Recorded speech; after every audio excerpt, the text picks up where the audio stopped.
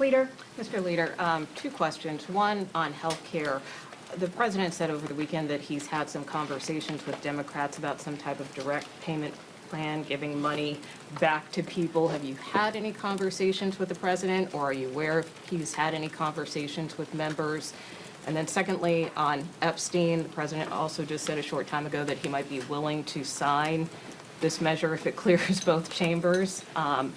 If that is the case, are you comfortable with whatever information is in the Epstein files if it involves or potentially implicates Democrats? Donald Trump appears to have chickened out on the Epstein scandal. He's caved. It's a complete and total surrender.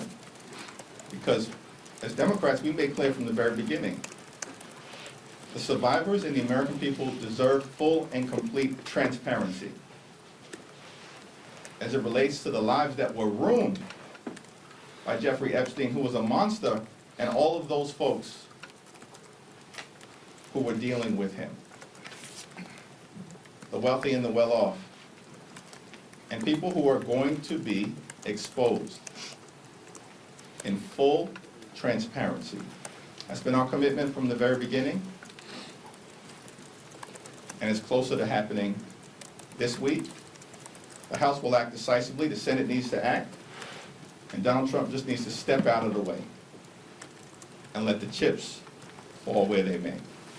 Now, in terms of the first part of your question, I have no idea what Donald Trump is talking about. I certainly haven't had a conversation with him. I have no visibility into Leader Schumer having a conversation with him. I don't know a single member of the House Democratic Caucus who's had a conversation with Donald Trump. These people continue to bury their heads in the sand and then lie to the American people. This is not that complicated.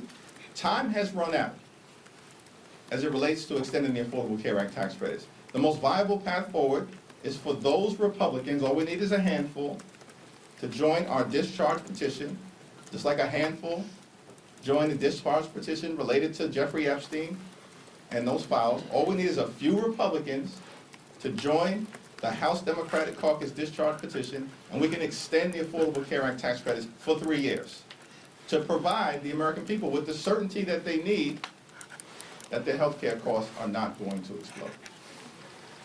Leader Jeffries. Hold on.